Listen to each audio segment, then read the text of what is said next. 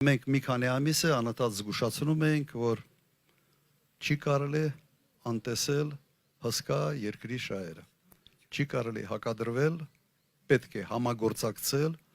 բայց չի կարելի անել քայլեր, որոնք այդ երկիրը դիտելու է որպես սպառնալիք իր անվտանգության համար։ Այնինչ կատարվեց այստեղ, ուղղակի պրոբլեմային է։ Եվ հիմա Հայաստանի ժողովուրդը, հատկապես գյուղատնտեսությամբ զբաղվող մեր քաղաքացիները իրենց մաշկի վրա զգում են այդ քաղաքականության հետևանքները։ Բավական պրոբլեմային են եւ չի երևում, թե երբ է դա դզվելու։